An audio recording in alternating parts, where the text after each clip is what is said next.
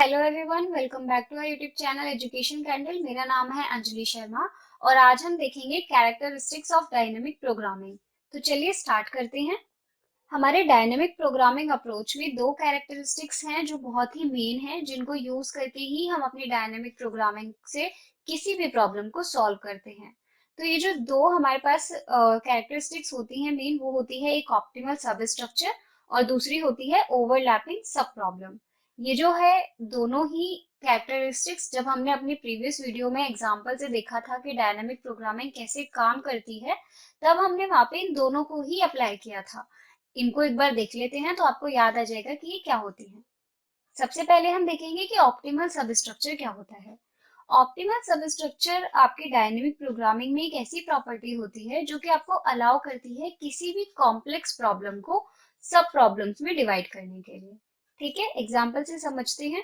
जैसे कि आपको किसी भी अपनी फिबोनाची सीरीज में फिफ्थ टर्म को निकालना है, तो अगर आपके पास डायनेमिक प्रोग्रामिंग में ऑप्टिमल सबस्ट्रक्चर की प्रॉपर्टी है, तो आप सिंपल क्या कर सकते हैं, अपने किसी भी कॉम्प्लेक्स प्रॉब्लम को सब प्रॉब्लम्स में डिवाइड कर सकते हैं। जैसे हमने यहाँ पे किया है, फिफ्थ टर्म को निकालने के लिए हमें फोर्थ टर्म और थर्ड को ऐड करना है।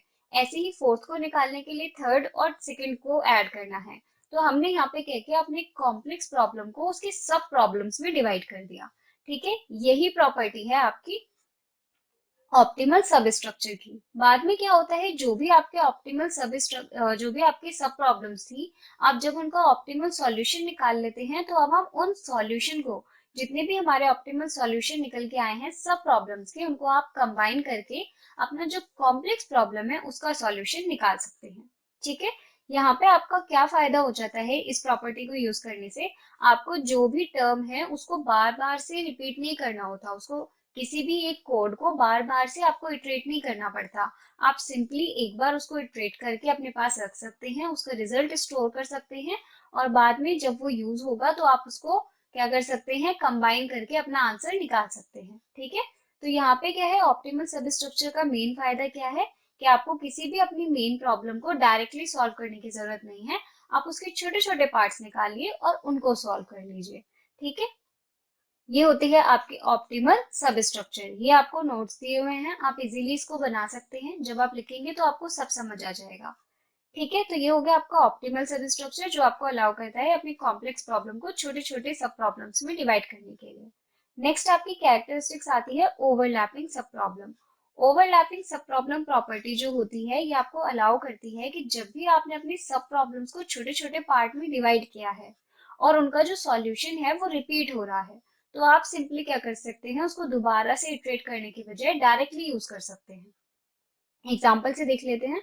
देखिए, यहाँ पे आपका जब आपने, ये आपको फिफ्थ टर्म निकालनी थी फिबोनाची सीक्वेंस में। ठीक है, तो आपने क्या किया, जब आपने इसको छोटे छोटे सब प्रॉब्लम में डिवाइड किया, तो इसको आपने क्या कहा, ऑप्टिमल सब स्ट्रक्चर।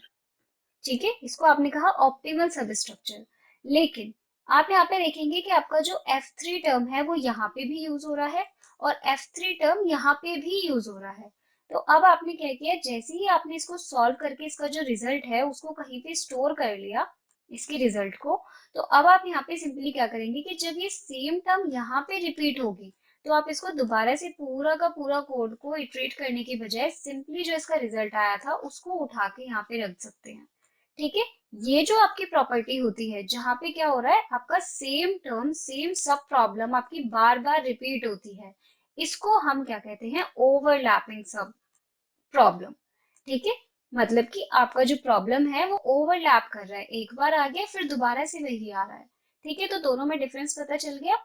ऑप्टिमल में क्या होता है कि आपके कॉम्प्लेक्स प्रॉब्लम को आप सब प्रॉब्लम्स में डिवाइड कर सकते हैं, और आपके ओवरलैपिंग में क्या होता है, जब एक ही सब प्रॉब्लम एक से ज्यादा बार रिपीट हो रही हो, तो आप उसको बार बार इटरेट करने की बजाय उसके रिजल्ट को डायरेक्टली यूज कर सकते हैं।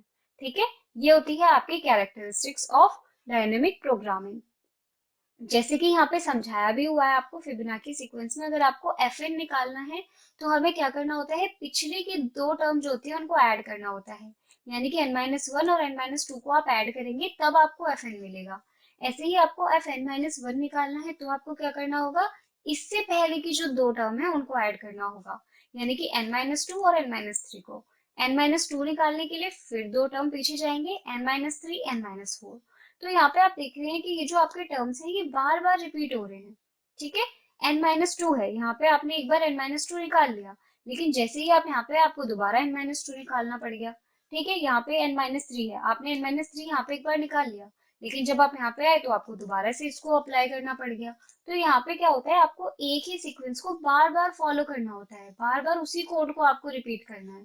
तो आपका जो डायनेमिक प्रोग्रामिंग है इसकी जो कैरेक्टरिस्टिक है, जो कि क्या है आपकी ओवरलैपिंग सब प्रॉब्लम वाली, ये आपको अलाउ करती है कि आप सेम सब प्रॉब्लम को बार बार से इटरेट मत करो। एक बार इटरेट करो, उसका जो रिजल्ट आता है उसको कहीं पे स्टोर करो, और बाद में सेम प्रॉब्लम जहां भी आपकी रिपीट हो, सिंपल कुछ नहीं करना, जो उसका रिजल्ट आया उसे उठा के वहां पे रख दो। इससे आपका टाइम बचेगा और कॉम्प्लेक्सिटी भी रिड्यूस हो जाएगी। तो ये होते हैं आपके कैरेक्टरिस्टिक्स। आई होप समझ आया हो। कोई भी प्रॉब्लम हो तो मुझे कमेंट सेक्शन में बता सकते हैं। बाकी इस टॉपिक को आपको और अच्छे से समझना है तो हमारी प्रीवियस वीडियो एक बार जरूर देखिए। वहाँ पे फिबोनाची सीक्वेंस का जो एफ टर्म है, जो यहाँ पे आपको डायग्राम दिखाया हुआ है, इस वाले डायग्राम को अच्छे से सॉल्व करके वहाँ पे समझाया हुआ है, तो आप बहुत ही इजीली चीजों को समझ जाएंगे। Thanks for watching. Thank you.